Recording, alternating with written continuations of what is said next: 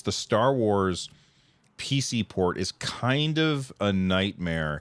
And this is not like the first that we've seen. We've seen a lot of games have these PC ports that have just really not measured up, especially when you're comparing it to other systems. Now, of course, there were people in chat before we even started the show, and they were saying things like, it's not just a PC problem; it's a problem on all the systems, and that's absolutely true. People are running into issues on all of the systems when it comes to this particular game. But it's not just this game. It's a lot of games have come out. I saw a lot of people tweeting yet another bad PC launch, and boy, it's just, it kind of makes you, all of us have been playing a lot of games on our Steam Deck lately, and games like this are having trouble running on like really high end hardware. It's got no shot on something like a handheld like the Steam Deck or the Asus ROG Ally. It's just going to run like absolutely like absolute garbage. And because of that, I think that it's something that we really need to talk about. So Rich, you just dropped something in chat that I'm going to paste and go to, and we'll see what it says. He just pasted this in. It says full price beta testing. This is from Jez Corden on Twitter. And we've got Forspoken, broken at launch. Wild Hearts, broken at launch. Hogwarts, broken at launch. And it goes on and on. Last of Us, Jedi Survivor, Redfall. Redfall we don't. Actually, Redfall we do know about. I saw a video this morning where somebody was like, yeah, the PC version is a disaster and won't even launch. Russ, you dropped this in there. Clearly you have thoughts. Tell us. Well, I do. Or not Russ, okay, Rich. One of you guys got to change your name. That's the ticket. Russ, you give thoughts. I dropped it. You give thoughts. So, my thoughts on this is just like, it's a Herculean task, being able to make this work on all computers, but they should have made it work on 4090s. Like, come on, like, of all of them, right? If somebody's paying, I don't even know what those cost. You guys can probably fill that in, but $1,000+ for a graphics card, you should be able to play that game. Well, yeah, simple. They tweeted this ridiculous statement out. They said, we're aware that Star Wars Jedi Survivor isn't performing to our standards for a certain percentage of our PC players, in particular those with high-end machines or certain specific configurations. Like, I tweeted out a snarky thing because I don't usually do that, but I was like, translation, it's your fault for spending a lot of money on your computer and expecting it to be able to run a game. It's not our fault for shipping a game before it was ready, which is ridiculous. Rich, what do you think about this? Yeah, so I actually wrote a script about this, so I think I have a lot of thoughts about this. That video may be coming out tomorrow if I have time to finish it today. So a few things. Number one, we talked about kind of, Russ, you mentioned the Herculean task of just wide array of hardware. So I think we do keep that in mind. I think, this panel in particular is kind of cognizant of that. I think also when we go back to talking about why we're talking about this on PC, it's really just because we are PC players primarily, I think. Certainly this is happening on console too, but this is, at least for me, this is the arena that I'm familiar with. And then one of the things that I talk about in the video is, there's the Miyamoto quote, a delayed game is eventually good, but a rushed game is forever bad.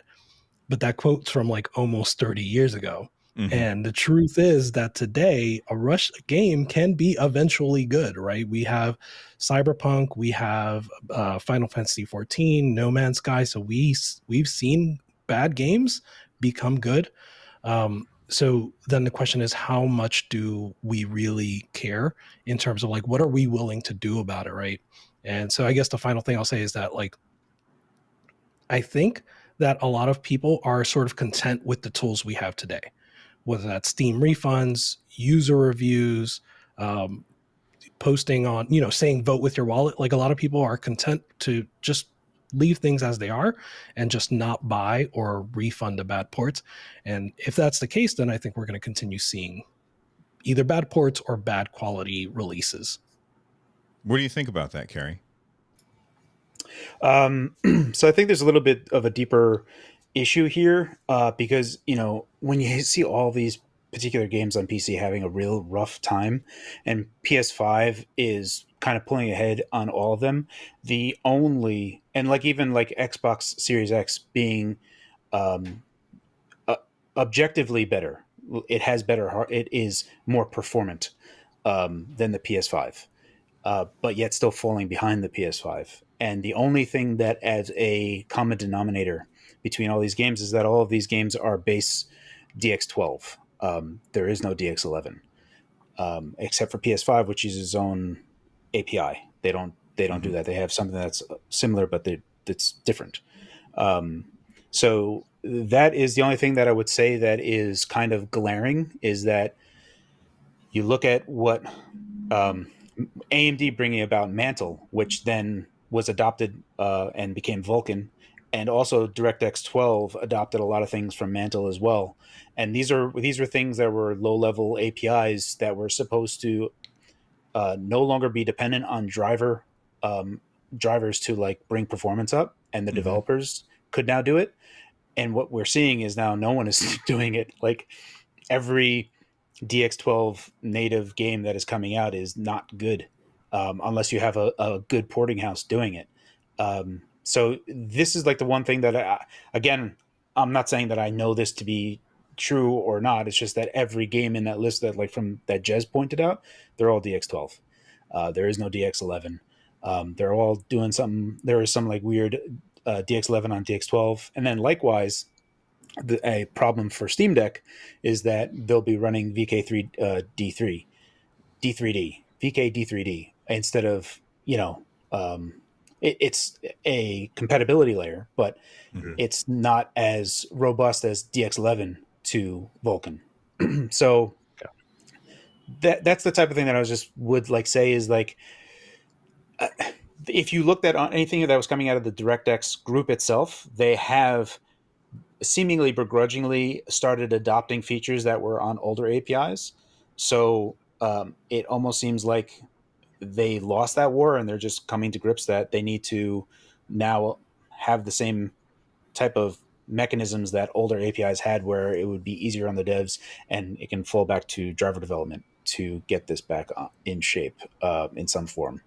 But yeah, I was reading a bunch of different game dev tweets about the newer version of DX12 and the new features that they have, and people are like, "Oh, this looks like OpenGL now." Like, all right. Well, I guess the question is for all of you, like, does this stop you from getting these games? I mean, obviously these companies continue to keep making these games, and I'm not blaming the devs. I blame publishers, because publishers are the ones that say, okay, ship it now. And the devs, I'm sure, are sitting there saying it's not ready. And the publishers say, well, we need the money now in order to finish the development, because the costs of making these huge games is staggering. It's a very expensive thing. I mean, they're making a lot of money at the same time, but it's also really expensive to make these games. So when you're looking at these AAA games, does that make you hold back, and are you less likely to pick up these games on your PC, when the PC seems to be a lot of times an afterthought? Let us know in the comments down below. On a slightly related note, let's move on to another main topic that Sony has essentially said, all right, we're making money on these PC ports. We're making a lot of money on these PC ports. So you are going to see some more PlayStation games coming to the PC because we're making a whole bunch of money on it. But one of the games that we just talked about in our last section was The Last of Us, which had a terrible PC port. Like Fox tried to do a live stream of it on day one, and like I went there and I watched his live stream, and it was really muddy textures. And I am not a graphics snob by any means. I'm always very forgiving when it comes to that stuff, but I was like, oof, man, that's really ugly, especially once he paused it and pointed it out to me. And the fact that, like, in order to patch the game, or just to get the game to run, it was like an hour of shader compilations before you could even see what would happen. Like during, I think it might have been our first episode. Fox was sitting there with his Steam Deck sitting on his desk in front of him, compiling shaders so that he could do the live stream. You could burn past that initial 2 hours of returning your game at that point. Do you guys think that Sony should maybe think twice about this, even though that means maybe we won't be getting these games? Russ, what do you think on that? Well, from a consumer's perspective, I kind of don't really care because I've already bought and played most of those games. All the AAA titles, I usually play them on the PlayStation. And so, but I want them on the PC.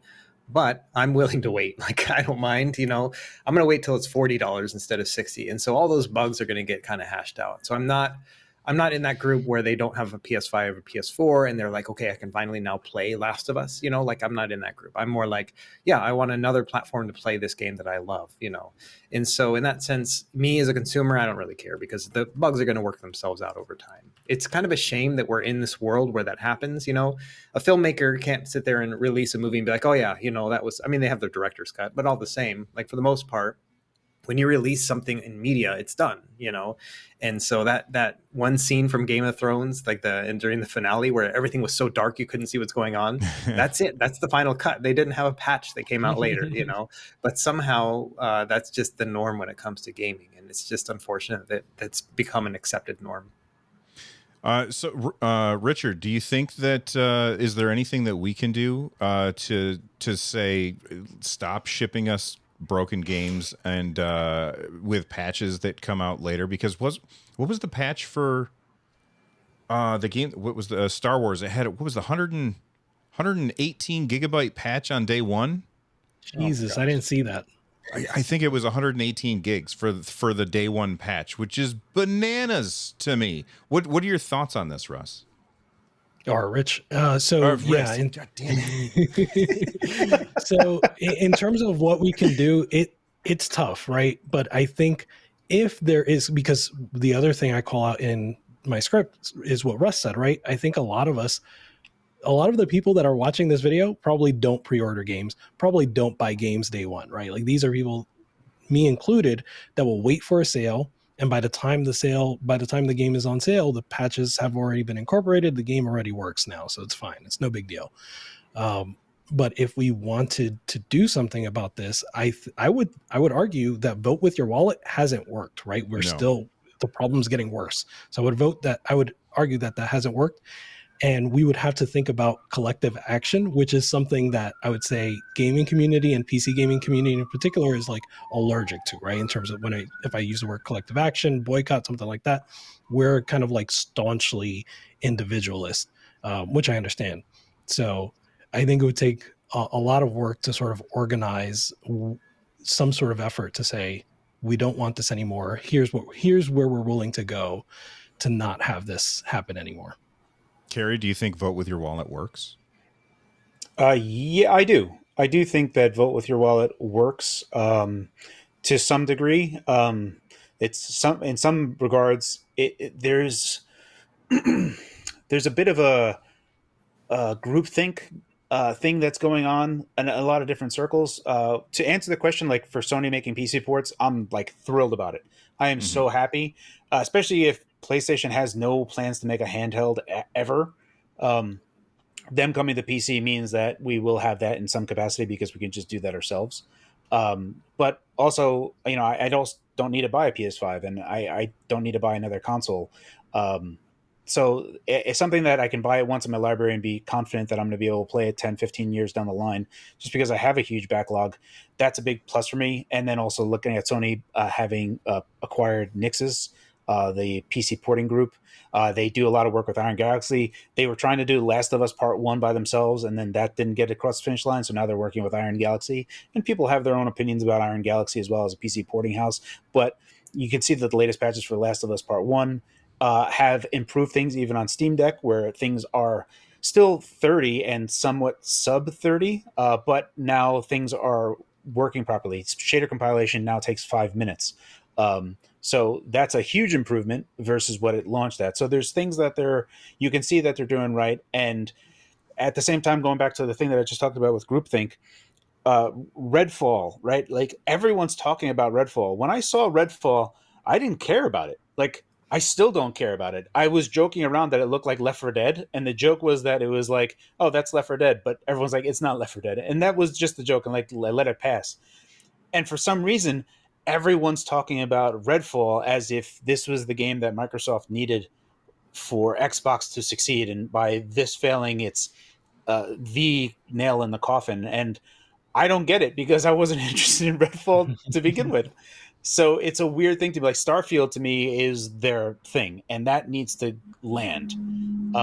So there's the problem here about like the groupthink here is that the problem with PCs having is that you have a bunch of different publishers and developers, Sony, Microsoft, other third party people coming out, EA, and they're coming to PC, and everyone across the board is stumbling real bad. Like it paints a bad picture, and the problem is that people are now saying, I need to go and play this on console only because I'm at least confident that I'm going to have the best experience that I could possibly have on day one, even though I might not want to have that. I still prefer PC just because playing these games on any particular console, they're going to be locked to that console.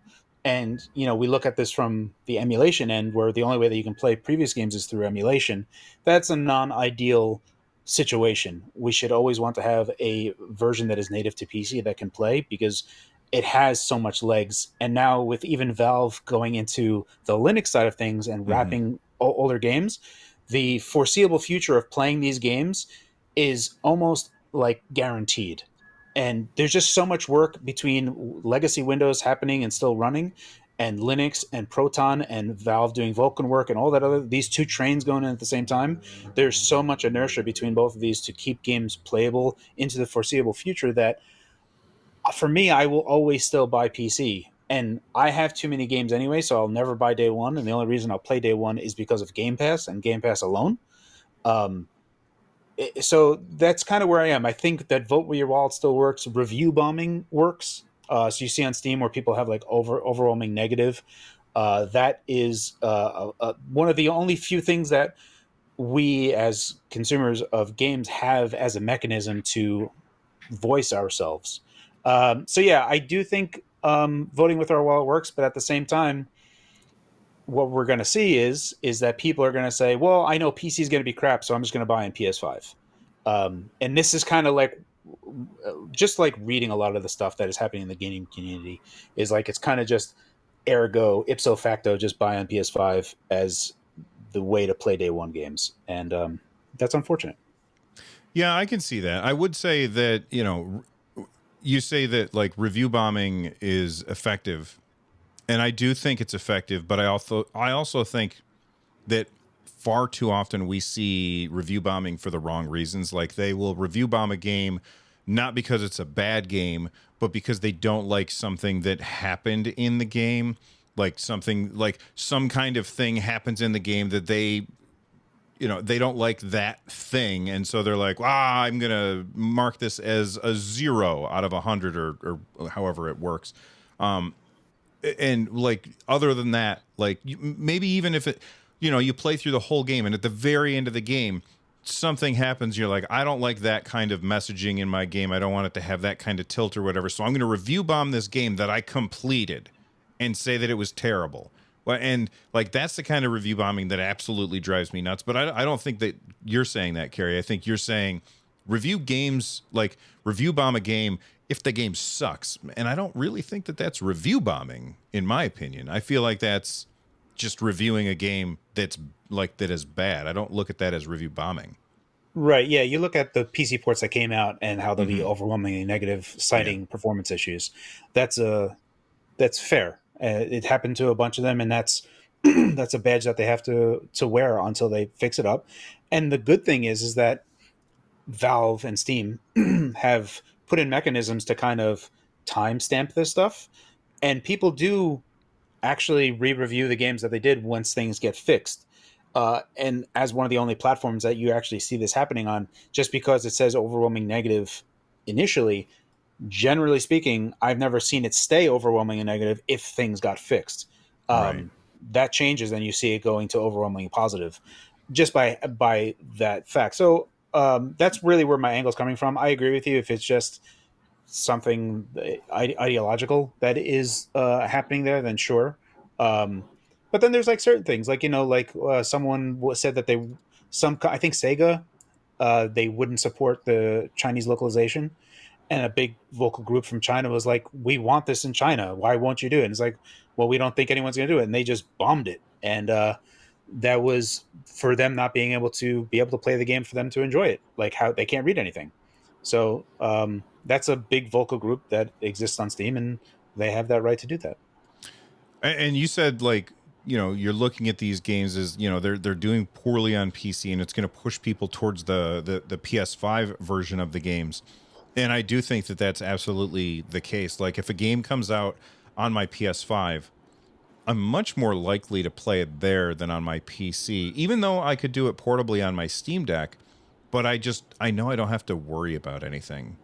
Like with my PS5, it's either going to work or it's not going to work. And I don't have to worry about, oh, my graphics card isn't quite up to snuff. And so I end up playing over there. And so have 38 million other people. The PS5 sales tops 38 million, following its best year on the market. I'm honestly surprised that Sony is saying, yeah, we're going to keep making PC games, because clearly putting their games out, like holding back exclusives and stuff, is working for them. Do you think, Russ, that it has anything to do with exclusives? Like, is this an exclusive thing? Because Sony seems to be the ones that are focusing on exclusives. Yeah. And we've talked about on the show before that every player in this market has their own, like, angle. Sony has always been exclusives. Microsoft has been subscription. Nintendo has been, we're friggin' Nintendo. Do you think that this 38 million is about the exclusives? I do. So, well, one, I think that the trend of the name PlayStation, everyone wants the new PlayStation. I think that pushes sales, especially in the United States. But for me, I think that they're doing it right, because it's not quite exclusives, but more like timed exclusives at this point, right? And so they're going to get people sucked into a franchise and say, okay, you can wait a year or 6 months or whatever to play it on PC, or you can play it now while everyone's still talking about it. You just got to buy a PS5. And so I do think that there's a draw right there for that as well. I've done that. I mean, like, I day one bought God of War Ragnarok, and I actually took 3 days off from the channel and just played it and loved it. That was like best 3 days I've had in the past year. But I know it's going to come to PC eventually. I didn't want to wait. Like, I was good with, I had a PS5, and it just seemed like the right time, and that's, I think, the kind of sales that they're looking for right there. And that's going to be enough for a lot of gamers, to be able to say, oh, well, my friends are playing it and I want to talk about it with them. I don't want to have to wait 6 months or a year to be able to play it. And so I don't know. I think it is a good strategy. A lot of people are going to end up buying it twice if they haven't, like me. I keep buying all these Sony games, even though I've already owned them and played them on the PS4. I wish there was a cloud save, like, transfer thing, because, man, it sucks starting over like Horizon Forbidden West, or not Forbidden West, but Zero Dawn. And so, yeah, it's just been kind of a pain. But that's my thought on it. I think it's still smart. They're not getting away from their exclusives. They're just kind of pushing the timeline back. So, Rich, with 38 million PS5s sold and not nearly that many Xboxes sold, do you think that can Microsoft catch up to Sony in this case at this point in the cycle? Do they want to? Is that what they're looking for? There's a great question. I love that. That's exactly where I was hoping you'd go. Go ahead, talk more.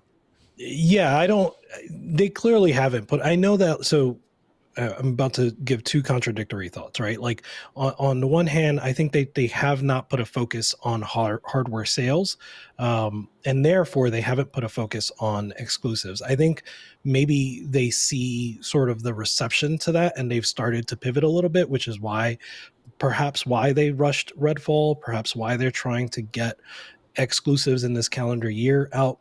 But I think starting with Xbox Series, they really put a focus on Game Pass and putting value into Game Pass and encouraging people to subscribe to that rather than buy a new Xbox. They didn't care where you play Game Pass, just as long as you're giving them a monthly, whatever it is, $10, $15 a month. Yeah, that makes sense. Carrie, you play a lot of Game Pass games. I know that. Do you care about exclusives? Does that push you in one direction or another? Or are you just like, hey, I have too many games to play anyway. If I miss out on one, who cares? So it definitely matters with regard to the type of game that it is. I think that you look at the list of exclusives that came out and exist on PlayStation 5 to date, nothing is actually super compelling outside of Ragnarok at the current moment. You have Destruction All Stars, which no one even remembers. I don't even know what that is. You have Returnal, which is a PS5 exclusive that exists on PC now. And So to be clear, you're distinguishing between PS5 exclusive and PlayStation exclusive, right? So like you're not including games. Yeah. So like what, if you have a PS4 or PS4 Pro, what do you get out of owning a PS5? And there's already 100 million plus people that have a PS4, and they're getting PS5s to maybe play PS4 games better. Because you look at, they sold 43 million PlayStation 5s, but then there's another article coming around saying sales on games are way down, and everyone's blaming $70 game prices. So you have this weird juxtaposition where we record broken amount of sold PlayStations. No one's buying any games. So what are they buying PlayStations for? I don't really get it myself. There's a whole weird thing in like looking at where Microsoft's going with Xbox. I still feel that they need to make a handheld, and I'll still fight that to the end of the day.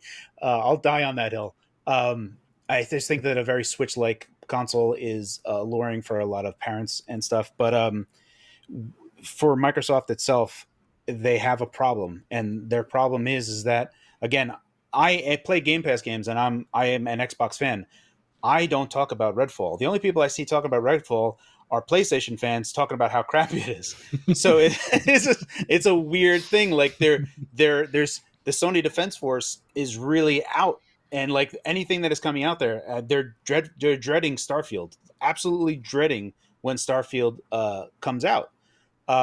You look at it, it's like, well, Xbox has nothing that came out, and I say, well, what came out on PS5? You have Ragnarok, you have Demon Souls, and Returnal, and Destruction All Stars. Oh, Astro's Playroom. I was going to say, don't sleep on Astro's Playroom. Astro's Playroom is really good, but great game. We're 3 years out, and what do you what do you really have to show for it? And I'm not saying that these are bad or that owning a PS5 is bad. If you prefer PlayStation and that whole thing, fine, that's great. I'm glad you enjoy it, and that's great. But the picture that is painted is that there is this land of exclusivity that is just filled with rainbows on PlayStation's end, and there's nothing on Microsoft's end. And it's different tastes that you have there. Minecraft Legends that came out, which is a fun game, but everyone just kind of like disregards that. And like no one talked about Minecraft Legends. It kind of just came and went. Halo Infinite was actually a good game, but it got so much bad press from people that were playing Fortnite, and there was just a different type of taste out. Halo Infinite's multiplayer is tight, like super, super tight. I enjoy it so much. It's just that the people that play these live service games play other games. So it's not that Halo Infinite was bad, but the picture that got painted was, this is a dying game. This is a dead game. And there's so much negative information coming on Xbox's side that I don't really know what Microsoft can do to stem the tide. It's a weird situation. Games are very expensive. No one's buying games on PS5 yet. PS5 sales are through the roof, and it's just a really weird situation. I don't know how to interpret this other than, I'm not even saying I could forecast anything. It's just I don't even know how to look at this. I think next episode we could have a conversation about the idea of $70 games and if that is having an impact. So if that's if that's a conversation that you guys watching or listening to the show want to hear, let us know, because I do think that is an interesting topic.